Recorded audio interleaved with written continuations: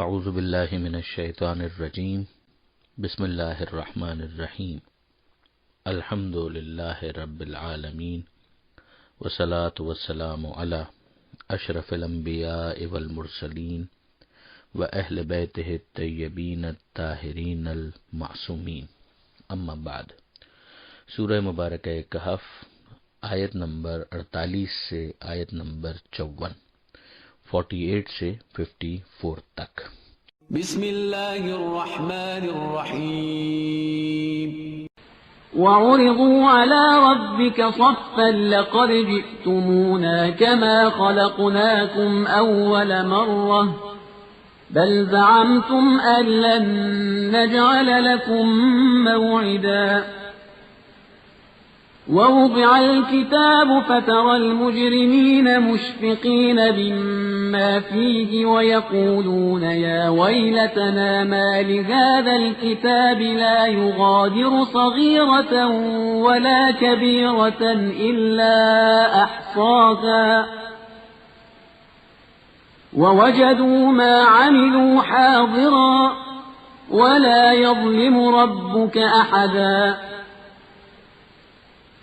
وَإِذْ قُلْنَا لِلْمَلَائِكَةِ اسْجُدُوا لِآدَمَ فَسَجَدُوا إِلَّا إِبْلِيسَ كَانَ مِنَ الْجِنِّ فَفَسَقَ عَنْ أَمْرِ رَبِّهِ أَفَتَتَّخِذُونَهُ وَذُرِّيَّتَهُ أَوْلِيَاءَ مِن دُونِي وَهُمْ لَكُمْ عَدُوٌّ بِئْسَ لِلظَّالِمِينَ بَدَلًا ما أشهدتهم خلق السماوات والأرض ولا خلق أنفسهم وما كنت متخذ المضلين عضدا ويوم يقول نادوا شركائي الذين زعمتم فدعوهم فلم يستجيبوا لهم وجعلنا بينهم موبقا ورأى المجرمون النار فظنوا أنهم مواقعوها ولم يجدوا عنها مصرفا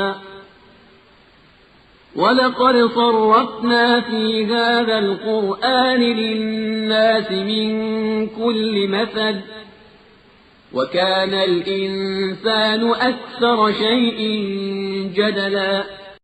پروردگار عالم نے آیت نمبر 47 میں قیامت کی منظر کشی کرتے ہوئے یہ ارشاد فرمایا تھا، وَيَوْمَ نُسَيِّرُ الْجِبَالَ وَتَرَى الْأَرْضَ بَارِزَةً، اور وہ دن کہ جب ہم پہاڑوں کو متحرک بنا دیں گے، یعنی ان کو حرکت دیں گے، وَتَرَى الْأَرْضَ بَارِزَةً، اور دیکھو گے زمین کو کھلا ہوا صاف۔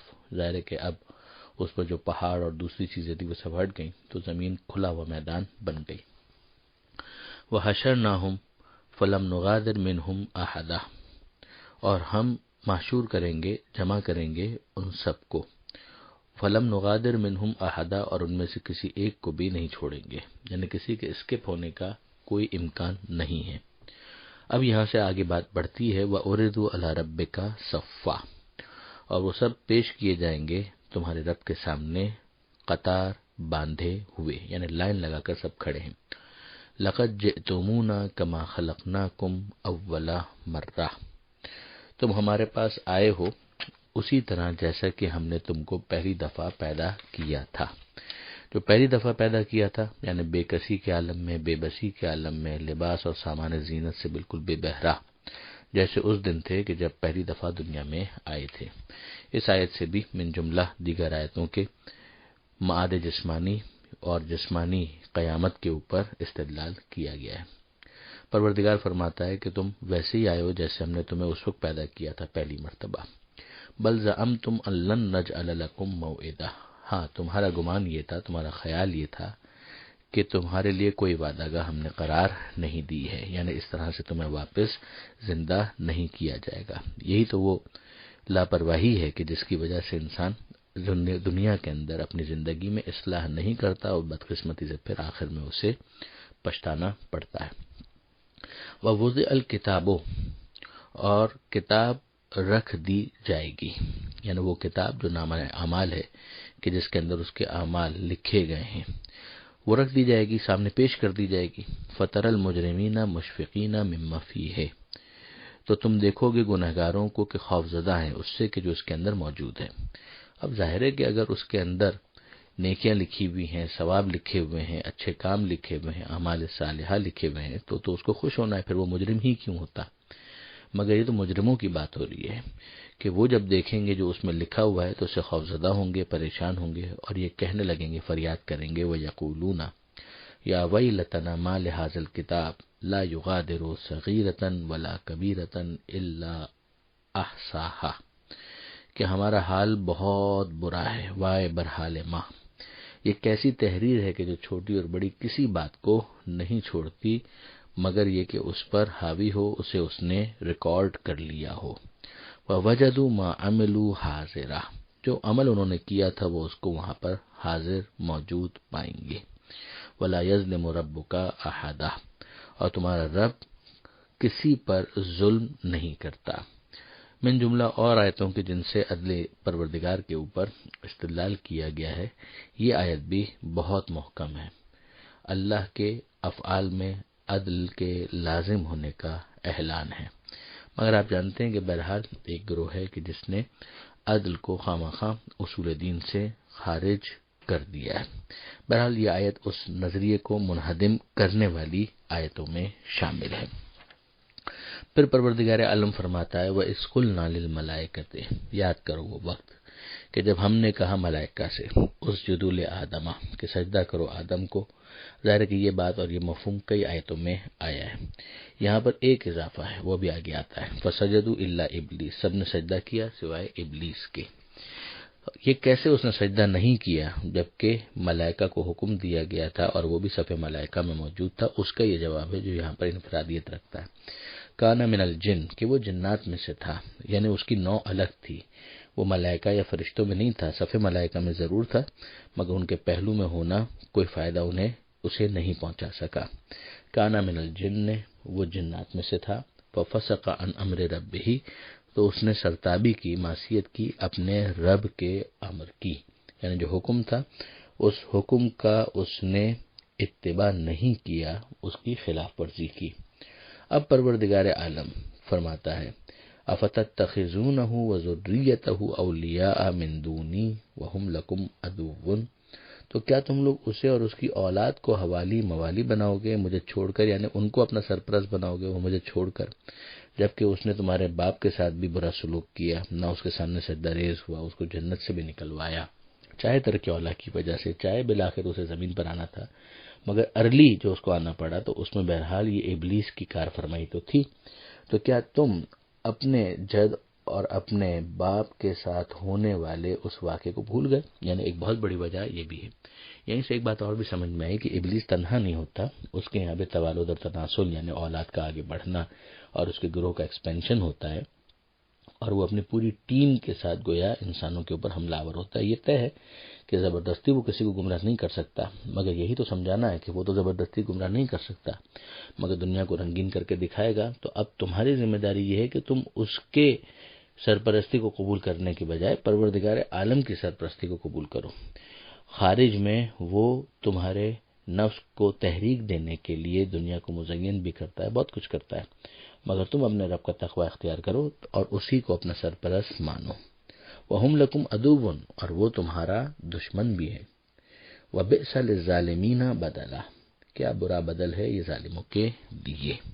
یہ پروردگار عالم نے جھنجھوڑا۔ پھر اس کے بعد مزید ارشاد فرمایا کہ ما اشہدتہم خلق السماوات والارض ولا خلق انفسہم، میں نے انہیں سامنے کھڑا نہیں کیا تھا آسمان اور زمین کے پیدا کرتے وقت، یعنی تم نے کیسے شیطان کو میرے ساتھ شریک مان لیا؟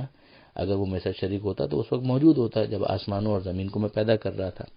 ولا خلق انفسہم، اور نہ خود ان کی خلقت کے وقت میں نے اس کو وہاں پر کھڑا کیا۔ وما کنت متخذ المضلین عضدا، اور میں گمراہوں کو اپنا دست و بازو نہیں بناتا۔ اب یہاں پر ایک بات تو ہمیں یہ سمجھ میں آ گئی کہ پروردگار عالم نے کسی کو بھی اس موقع پر گواہ نہیں بنایا، پروردگار وحدہ لا شریک ہے، اس کو ضرورت بھی نہیں ہے۔ یہی وہ چیز ہے جو صحیفہ کاملہ کے اندر امام زین العابدین علیہ السلام نے ارشاد فرمائی کہ الحمدللہ الذی لم یشہد احدا، کہ حمد ہے اس پروردگار کی، تعریفیں اس خدا کے لیے کہ جس نے کسی کو گواہ نہیں بنایا، کسی کو بھی حاضر نہیں کیا، حین فطر السماوات والارض، کہ جب وہ آسمانوں اور زمین کو پیدا کر رہا تھا، ولا اتخذ معینا، اور نہ ہی کسی کو اپنا مددگار بنایا۔ وہ وحدہ لا شریک ہے، اسے ان چیزوں کے لیے کسی کی مدد کی ضرورت نہیں ہے۔ وما کنت متخذ المضلین عضدا، اور نہ ہی میں گمراہوں کو اپنا دست و بازو بنانے والا ہوں۔ یعنی اگر دنیا کے اندر تم دیکھتے ہو کہ کسی کو میں نے وسیلہ بھی بنایا ہے تو یہ وہ نہیں ہو سکتے کہ جو گمراہ ہوں، یہ وہ نہیں ہو سکتے کہ جو میرے دشمن ہوں۔ میں جن کو اگر اعزاز دوں گا بھی اور وسیلہ بننے کا شرف دوں گا تو وہ میرے محب ہوں گے، وہ میرے پسندیدہ ہوں گے، میرے چنیدہ ہوں گے، جن کو میں نے مصطفیٰ بنایا، مجتبیٰ بنایا، مرتضیٰ بنایا، یہ ایسے ہوں گے۔ گمراہ افراد نہ میرے کبھی دست و بازو بن سکتے ہیں اور نہ ہی میرے چنے ہوئے افراد کے دست و بازو بن سکتے ہیں۔ ایک مرتبہ حضرت علی علیہ السلام نے اسی آیت سے استدلال کیا تھا امیر شام کے خلاف کہ ابھی اس کو اپنے ساتھ ملا لیجئے، تو مولا نے یہی فرمایا تھا کہ ما کنت متخذ المضلین عضدا، کہ میں گمراہوں کو اپنا دست و بازو نہیں بنا سکتا، نہ یہ میرے لیے سزاوار ہے۔ اس پر بھی ان لوگوں کو غور کرنا چاہیے کہ جو اہل بیت کے دشمنوں کے ساتھ پنگے بڑھاتے ہیں اور یہ سمجھتے ہیں کہ اس کے ذریعے سے وہ کوئی بڑا نیک کام کر رہے ہیں۔ حاضر امام ہونے کے دعوے دار کیسے کسی طریقے سے بھی امام مہدی کے چاہنے والوں کے لیے مددگار ثابت ہو سکتے ہیں۔ وَيَوْمَ يَقُولُ، اور وہ دن جب وہ کہے گا، پکارو، نادو شرکائی الذین زعمتم، میرے ان شریکوں کو پکارو جن کے بارے میں تمہارا خیال یہ تھا کہ وہ میرے شریک ہیں۔ فدعوہم فلم یستجیبوا لہم، تو وہ پکاریں گے انہیں اور ان کی صدا پر ظاہر ہے کہ لبیک تو نہ کہی جائے گی۔ فلم یستجیبوا لہم، اس لیے کہ ان کی حیثیت ہی کیا ہے، نہ بتوں کو اس بات کا کوئی امکان ہے ان کے لیے کہ وہ ان کی فریاد پر لبیک کہیں، اور اگر کوئی اولیاء میں سے تھے کہ جن کو انہوں نے خدا کے ساتھ شریک قرار دیا تھا تو پھر وہ تو ویسے ہی ڈسون کر دیں گے، تو کہاں اس طرح کا کوئی جواب ان کو ملنے والا ہے۔